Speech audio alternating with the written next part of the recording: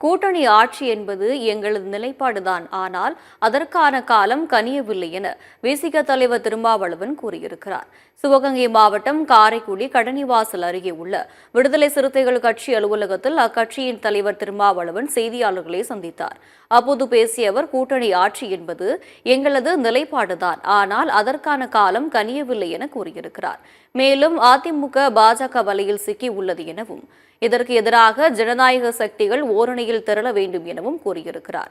தொடர்ந்து பேசிய அவர், பாஜக இந்தி மொழியை தேசிய மொழியாக மாற்றி முயற்சிக்கிறது எனவும், இந்தி மொழி தேசிய மொழி கிடையாது, DM கிருஷ்ணா பேசியது உண்மைதான் எனவும் கூறியிருக்கிறார். மேலும் மணிப்பூரில் தற்போது வரை கலவரம் நடைபெற்று வருவதற்கு பாஜக தான் காரணம் என்றும் தெரிவித்தார்.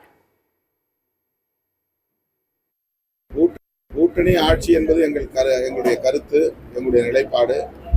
ஆனால் அதற்கான சூழல் தமிழ்நாட்டில் இன்னும் கனியவில்லை. அது கனிகிற வரையில் இந்த கருத்தை நாங்கள் கைவிட்டு விட்டோம் என்று பொருள் இல்லை. அல்லது அதை தொடர்ந்து அத்தகைய சூழல் கனியாத நிலையில் நடைமுறைக்கு சாத்தியமில்லாத வகையில் அதை வலியுறுத்தவும் மாட்டோம்.